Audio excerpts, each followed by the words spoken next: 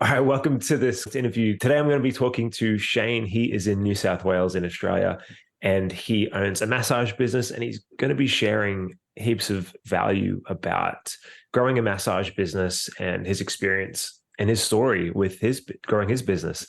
So thanks for hopping on the interview today, Shane. No, not a problem at all, Kurt. And so to start off, can you tell us a bit about your business, yourself, and how you got into the massage industry? Yeah, sure. Basically, I'm an ex-bodybuilder. I was in the fitness industry for a long, long time, and I got out of it when I was 46. And I thought to myself, what on earth am I going to do outside that? So I sort of already knew the body, how it worked, the injuries, and how to work around them. And then my wife said, why don't you do remedial? And I thought, well, I'm not quite sure. So I looked into it. So I thought, no, that's fantastic. It all worked real well with the clientele or the people that I knew beforehand in the gym industry. So I just thought that what a great way to do it. So I then basically did my diploma from then. Yeah, nice. So did you ever have a gym or anything like that, or you just were a personal No, no, trainer or no? general manager of World Gym, Oh, and yeah. Anytime Fitness. I was a regional manager for them for 7 years, I think. Yeah. Um, so yeah, basically just ran them. So you just started working for yourself and then you have a clinic now, don't you? Like a Yeah, proper. yeah, yeah, yeah. So I have a clinic now. So I got out of when I got out of the fitness industry, I did my diploma and I thought, well, do I want to work for someone or do I want to go on my own? So I decided that I was going to go on my own. Yeah. So basically I did. Yeah. So tell us a bit about how you went from working as a solo massage therapist and how long you did that for, and then just that transition to having your own business. Well, funny thing, the solo part was I was actually doing it from home on my own. And this has been COVID was just about hitting. And then they said that you couldn't do it at home. You had to be in a clinical setting Yeah. because it was an essential service in New South Wales. So I was sort of forced to make the decision that I couldn't do it from home anymore. So I had to find a clinic to Yeah. do it out of, which I did.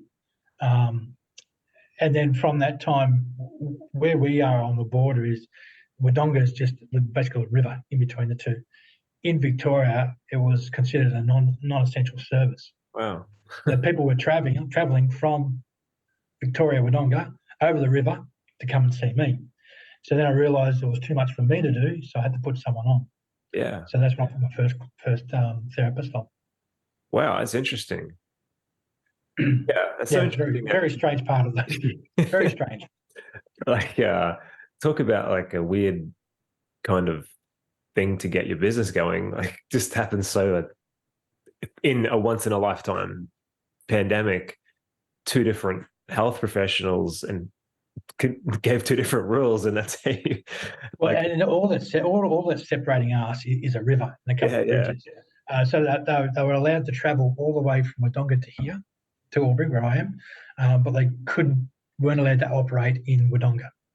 oh god, Very strange. worked out for you then. It did. It did work out very well.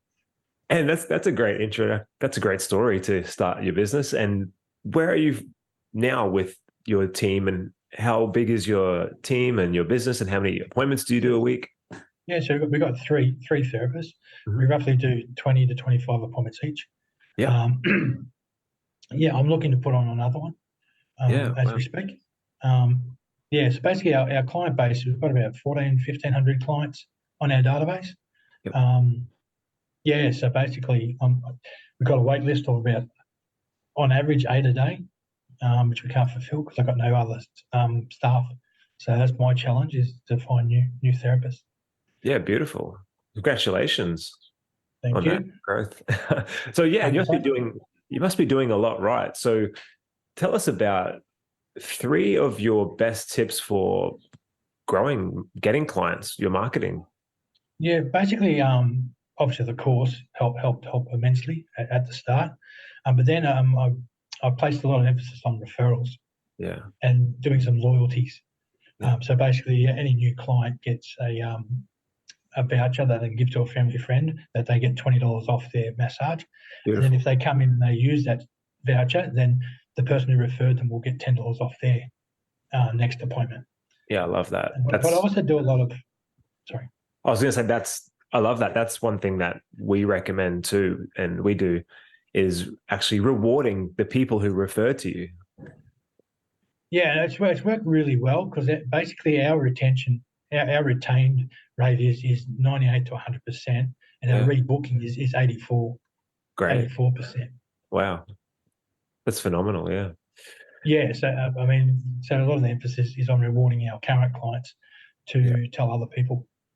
So which basically, sorry, word of mouth has been the biggest one for us.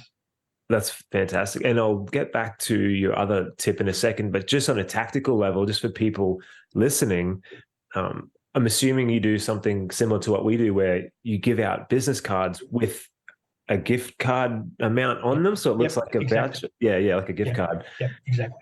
And then on the back, it's like who referred you, and then they can put their name, and then you can pass that credit on to your customer. Yes, correct. Yeah. And I don't know if people just don't think about rewarding their customers for referrals, or they don't want to because it costs money, it's all advertising costs money to get a client. So if someone's referring to you, why not pay for that client? Because that client, if you've got a great referral rate, retention rate like you, each client is going to be worth thousands of dollars on average to your business. Why not pay for that? Yeah, so basically, I mean, $10 and they refer 5 people. They get $10 each, $50 as cost, but I'm gaining $110 per hour. Yeah, for the actual massage. So it's a no-brainer. And most of our clients are recurring clients, so they come every fortnight or every 3 weeks or every month, whatever it may be. Yeah. Okay. Well, before we get on to the last tip, let's dive into some of your best strategies for retention and how you have such a high rebooking and retention rate. I think the most important thing is to ask when they're leaving. The other thing that we do, that every client that leaves gets a free bottle of water. Yep. After their massage. And basically, I think my background's actually sales and marketing, as in face-to-face. So we do a lot of, I believe, within the massage, while you're doing the massage, the last 15 minutes is a lot about getting them ready to rebook. So when they come out, it's just a matter of asking to book the next appointment. I think people forget that we're the experts. The people that come in, they don't know how often they need a massage. And we find out exactly how often they need. And roughly 2 to 3 weeks is my general rule of thumb. Yeah. Yeah, that was one of the biggest things that we learned early on. Was we had a therapist come work for us when we just started. She was really experienced, and her husband was a doctor, and she had the highest rebooking rate. It was like 95%. And we would ask her, because I wasn't in the massage industry when I opened up a massage clinic. I just had a gym. And she said, my clients, like, I'm the expert. I tell my clients when they need to come see me. I don't ask. It's like when people come to visit my husband, she says, my husband's a doctor.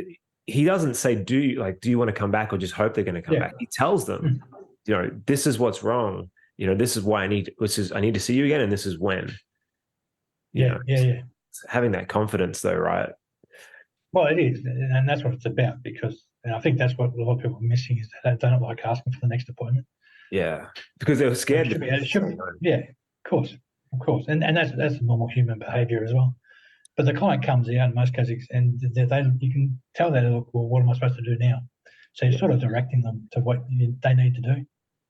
Yes. And if you think about it from another perspective, right, I try and get therapists to think about this in the rebooking training, is it's your duty to help these customers and see them again. If you believe that your services is helping them, it is your duty to get them back. Absolutely. And if you don't get them back, or do everything you can to get them back, you're letting them down. So it's not about that's exactly right. Yeah, it's kind of it makes people switch their mindset from you're not taking something from them, you're giving them, you're helping them, and without getting them back, you're not helping them. That's right. Yeah. Okay, cool. Yeah. So you give them, so in that last 15 minutes, what are some of the things you are going through with the client to pre-frame them for the rebooking?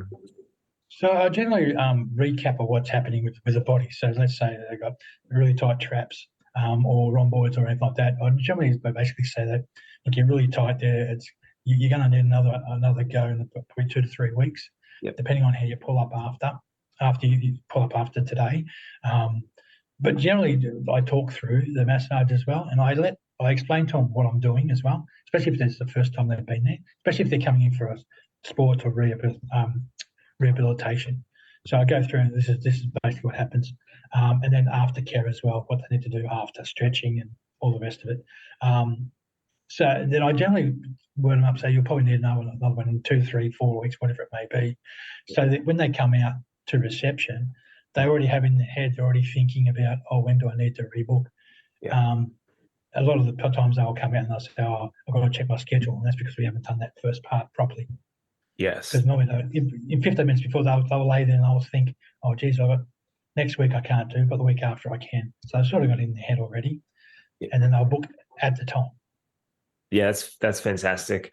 That's what a lot of therapists also, I feel, they don't understand is if you get to the rebooking and it's a question, if it's like a toss-up 50-50, it shouldn't be that, because if you've done your job in the consultation during this session, all the things you've done before they've left the room, it shouldn't be a yes or no, it should be a when. Yeah, exactly right. Yeah, I suppose one of the biggest issues that I've found is that a lot of therapists don't like discounting. Discounting the product. So I always do the 40% discount. Because a lot of times the people that are looking for massages, they've been everywhere else and they paid full price everywhere else, and they go, oh, that wasn't good enough for me. So they go through about 6 different therapists. So here they go, 40% off. Let's give these guys a go. And then they have no issue coming in. And where you make the money is on the rebooking. So if you get very good at that, you don't notice the 40% off. Like because you have a team, I'm pretty sure you'd be similar to us. Like we literally just break even on that first session. Basically. Same and thing. We're happy to do that because we know we're going to rebook them most of the exactly time. Right. So when you got a high rebooking rate too, like ours is 84%. On first time customers too, like on special offer customers, which is phenomenal. Yeah, it is. It's amazing, really, and not every therapist, obviously, but over the whole lot. But then I generally know that something hasn't gone right in the massage if they don't rebook. Yeah, definitely. I've had a lot of team members, and you probably have too, who think, especially when we started, we'd have therapists say like, these people are just tire kickers coming in. They're not going to rebook. And they've got it in their head already. And I've seen it in the academy too. But, you get a team member, you get a therapist in, and you get people in the academy like yourself who rebook 85, 80% or higher. Some people rebook 90% off the special offer. And so it really isn't the customer that's the problem. No. And it's not. It's never the customer, because they come in for a reason. You know what I mean? It's amazing. And that's the other reason why we give a bottle of water. One, because obviously we want them to hydrate after the massage, but also the psychological reciprocity. When you give someone, basically. So when you give someone something for free, then they feel not obligated, but that's probably the wrong word, but they feel the need to rebook. Yes. And it's such a little investment, for $1 or something. It's tiny. It's tiny for $1. Yeah. And everyone seems to, I think that's a fantastic thing. So I've been doing it from day dot. Yeah. Adding value. Yeah. And that's another thing. Just stack the value, make it more valuable in all these different ways. Like you said, you give information to people about stretching and how they can help fix and help minimize their problems with their body in between sessions. We have handouts that we give them and email them as well. But just giving that value, it's all about helping, adding more value than ever else. And you're never going to go out of business if you're helping people more. Well, exactly right. And I find that's one of the differences with our competitors that we have, because no one else. We have a lot of in a 5K radius. We probably have about 8 massage places. From Thai, Chinese to who are cheaper, right? Sorry? Who are cheaper, I'm assuming. We're cheaper. No, who are cheaper? Your competitors are Yeah. cheaper. Yeah. I was going to say we're not cheaper. No, Yeah. they are. That's what I was. Yeah. They're cheaper. And you're able to be more successful than them because exactly more right. expensive. Yeah, exactly right. And I think that was the biggest thing that I had to get over when I first got in. He was going to pay $110. Yeah.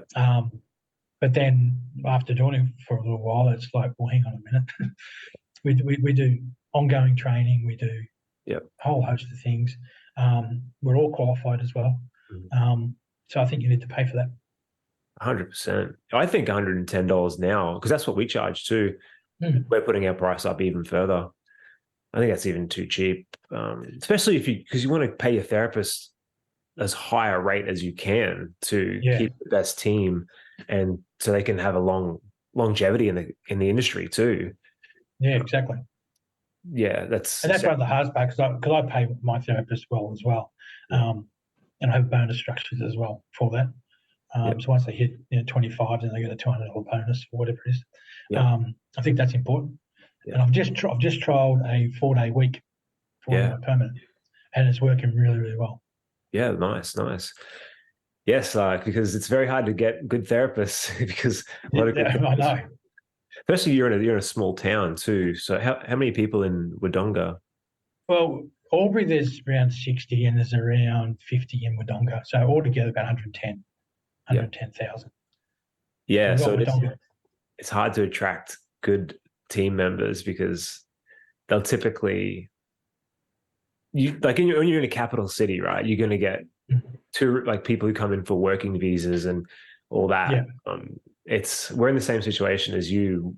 We've got slightly more people in Townsville, but we have to pay more. We pay more than anyone else. And not always like on a contract basis, yes, but at the overall package too. Like the weekly package, they get most of our team are on employee benefits as well. Do you do that? Yeah. So they get the holidays, they get the sick pay, they get the superannuation, which is retirement package, which everyone listening in America, and the bonuses. Yeah. So that's really great. And people kind of don't think about that. To build a great business, you need to have it all working together with the marketing. And because you have a waiting list, you probably could put your prices up another $5-10 like over time. Yeah. Because that is why I haven't, is because in January I put them up. Oh yeah. Because it is just a supply and demand, right? So if you've got way more people trying to get in with you, you can put your prices up and you can pay your team more and they're happy and everyone retention, it works together. So good on you. So let's go back to the third tip. Okay, so before we go to the third tip, the first tip was for growing your business was doing ads, and you got into the academy. So just quickly, let's just touch on, you've been in the academy for quite a few years. Yeah. Tell me a bit about what your thoughts were when you got in, what you were going, where you were in your career when you got into the academy, and what your thoughts were when you got in, and how it's helped you since. Yeah. So basically, when I first got in, I thought, like a lot of times, I thought, this is going to be a waste of money, to be totally honest. Until I ran the first ad and then realised, wow, I got so many bookings, I turned it off. I think it cost me around $30, if that. And I was full myself for a week. I used to worry about not having ongoing appointments, but from running the first ad, the second ad as well in month 2, that just moved me so far forward, it was ridiculous. So I thought, there's something here, so I started following it more. And then whenever I put on a new therapist, I do the reactivation ad, and generally that fills them up for the first 2 weeks. Once you have a database on your books, on your database. But once I did that, that was great. The competition, the viral competition, that worked real well for me when I first started. I think the ongoing, especially I use Timely as well. So I think the ongoing reminders, basically, I haven't seen you for a while, do you need to book another appointment? That's helped, as well as the Google reviews. Yes. Do you have reviews? Have you done that training with the, you would have, with the get to the top of Google? Yes. Yeah. Yeah, I have. So we're around the top 5, depending on what your remedial sports or whatever you put in. But yeah, and we get a lot of.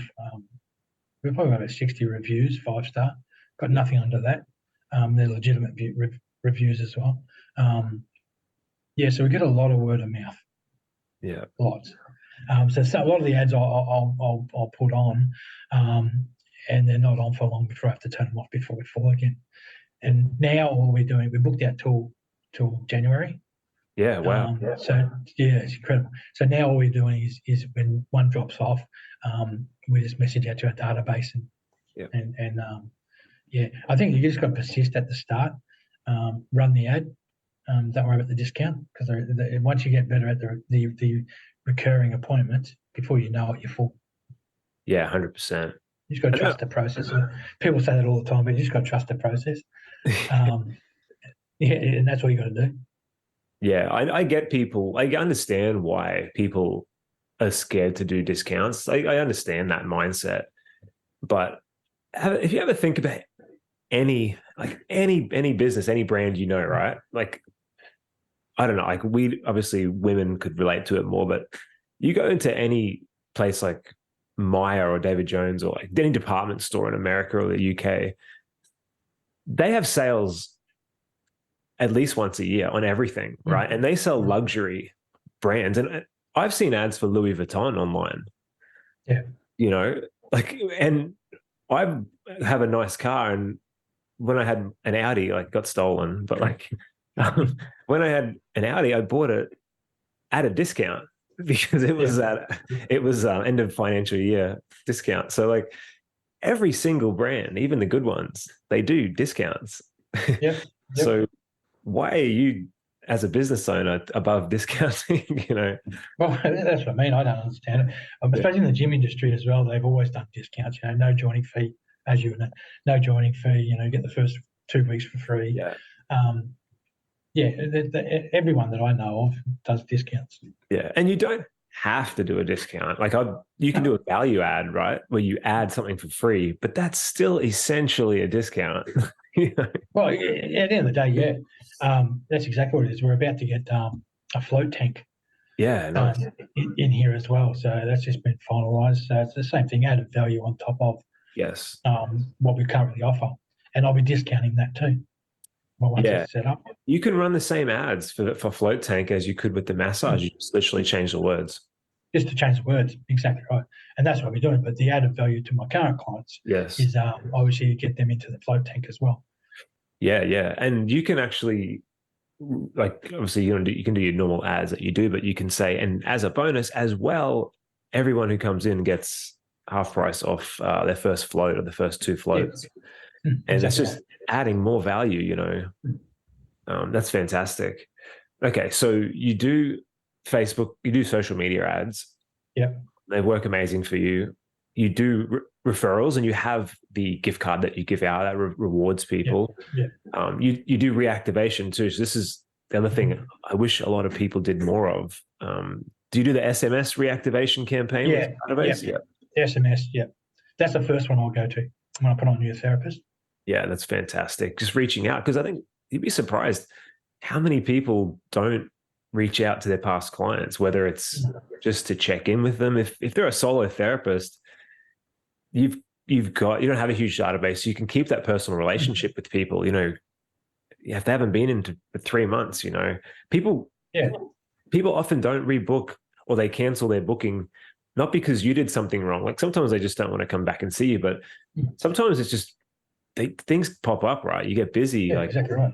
Might have a dentist appointment and something pops up the day before, and you're like, oh, I got to pick the kids up early or something, I can't make it. And you just forget to rebook. Yeah. And if you just reach out, with a check-in, there's a high chance they'll come back. That's all it takes. Simple. Yeah. It's keeping those relationships. And then you have the top of Google. I will say with the top of Google one, I don't know if you're doing it, but you can actually, you can automate it with Timely, I'd say. But anyone who's watching this, the easiest way to get more Google reviews and get to the top of Google is to just check in with people the day after and then see how their appointment went, see how they're feeling. And then if they're feeling good, you just say, hey, that's great. If you could do me a favor, would you be able to leave me a review on our Google with this link? It'd really help our business. Yeah. And if you do that with every single person, you are going to get so many reviews. And that is one of the main things that Google looks for. It's not the only thing, but if you have a lot of reviews and you're active and you're replying back to those reviews and you've got certain keywords on your page, that's going to help a lot. And I feel like if you've only got 60, you could have 5 times that if you did that strategy. You could get to the top easily. Absolutely. Getting to the top of Google is such an easy way to get clients if you set your profile up right. It's free too. They're the good ones that come on. They're the bonus ones that come for free. Yeah. And especially if you have really good retention like you do, it's just going to keep topping you up, with those free leads. Yeah, exactly right. So what have been your 3 biggest problems that you've had? Like you're doing great, you've had a lot of success, but everyone has problems, growing their business. For you, what were those main issues to get to where you are? The main issues was, one of the main ones is staffing, finding therapists and therapists that stay. That is the number one issue I've had.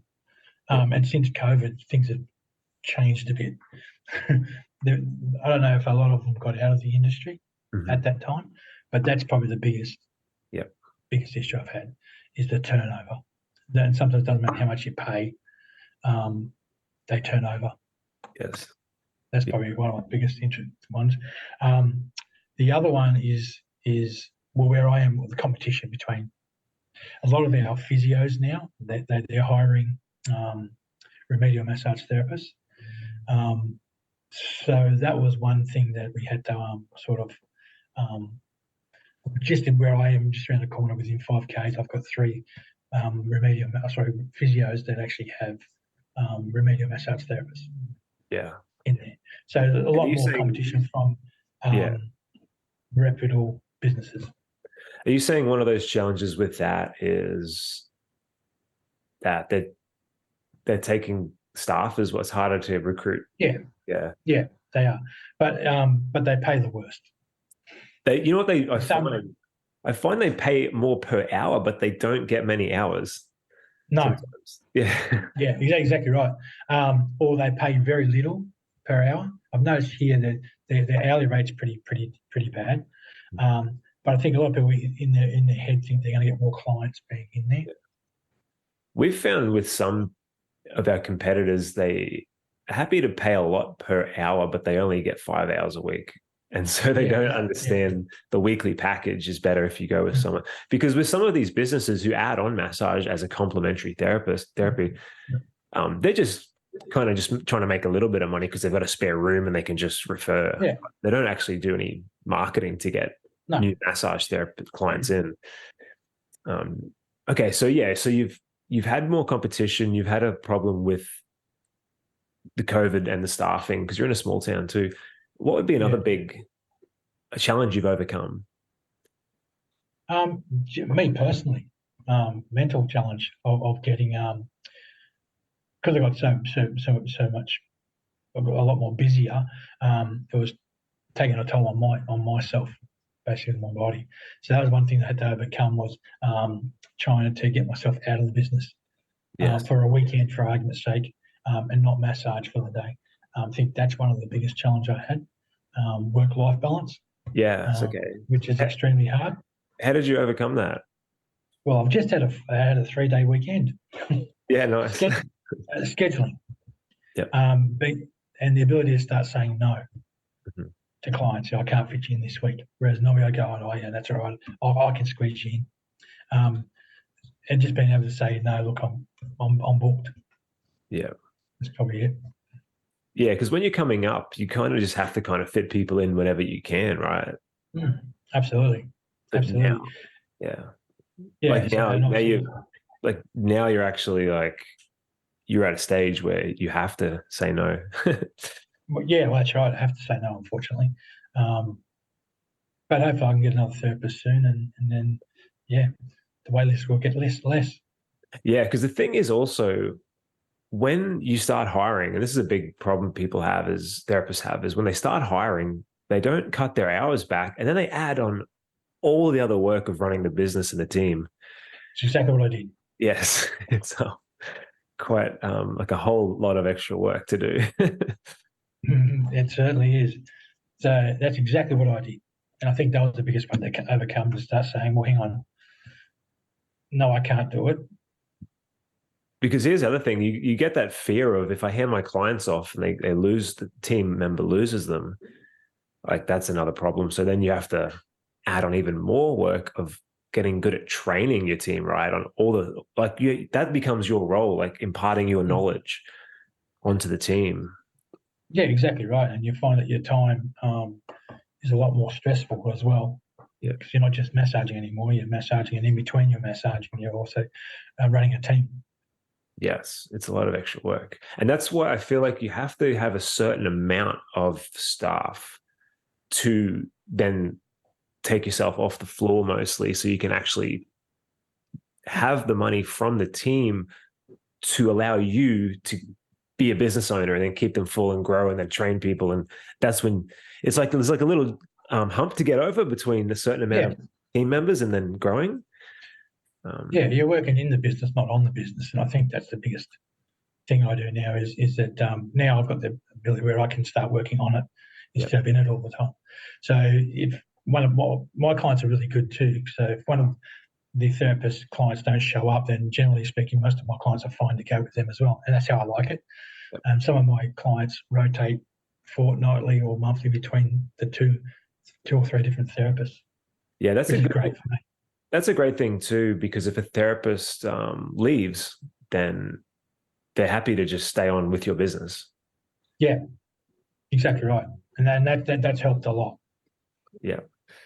Okay, so you've gone over your challenges. You've gone over how you got past your work-life balance because you started offloading. You answered a lot of other questions I was going to ask, Shane. Where do you see your business in 2-3 years from now? Well, I'd like to have a couple. Yeah, to be honest. In your town, or Wodonga? No, one in Wodonga. One in Wodonga, and one in where my daughter lives, up in Foster Tuncurry, up on the beach. Yeah, nice. Yeah, so that's one. The first one would be Wodonga, and then I'll look at Foster. Yeah, congratulations. Any other advice that you could give that we didn't touch on that you would give to another therapist who is maybe starting out or looking to grow their business? If you give a couple tips that we didn't cover. Yeah, I suppose you just got to be persistent and follow through. Would be one of my best ones to follow through. Yeah, and just keep at it, to be honest. And like I said, trust the academy, trust the process. It works. Worked for me. Yeah, so now I very rarely have to advertise. Yeah, which is great. Yeah, and have that mindset. I think one thing that I got from talking to you also was just have that mindset of over delivering to your customers and building the most skillful team as well. Constant training, just be better than it. Just deliver a better service. Is that? Well, basically, yeah, it's that simple. I tell my therapists is that people don't rebook because they're busy or they can't find time in their schedule. It's not important to them. So we haven't done our job properly throughout the massage. So then you've got to address that, and the rest will come with it. And ask the question at the end of the when they come out of the room. This is when they're feeling good. Yes, they're relaxed. They're good. This is the best time to ask them to rebook. Yes, because once they go, as soon as they walk out the door, they're back to their normal busy life, going back to work or whatever, going to feed the kids. So now's the time to get them. They're relaxed. They're feeling good. They want to rebook. They'll make time. Yeah, because here's the other thing that a lot of therapists don't understand is you're not just when someone's coming in for a massage, they're not just giving up the time of the hour. They're giving up travel time, and they could be doing other things. They're also giving up not just the money, but they could be using that money on anything else. You're competing against every other thing. They could be their essential and non-essential spending of that customer. So they've got expenses at home. They've got give their kids stuff, schooling, food. You have to do such a good job to win that money in that time because you're competing against every other business, not just other massage therapists. So That's right. And with the cost of living that going up too, the first thing that people will do away with is massage. unless it's so good, that what we find, what I've found is like my clients say they've given up the physio and the chiro to be able to come to the massage, and that's because we do a good job within the massage. So it's basically making the what's more important to the client, and if we make it really good and they feel better afterwards, they're going to spend the money. Absolutely, great advice. I love it. If that's like one thing people could take away, it would be that. I'd like to give advice to people, but you said it perfectly. Well, thanks, Shane, and it's been great having you as a part of the academy, and it's really awesome to hear your success, and congratulations on that. And awesome. Yeah, thanks for sharing your time with us and sharing your tips with everyone watching. No problem at all, Kurt. Appreciate it.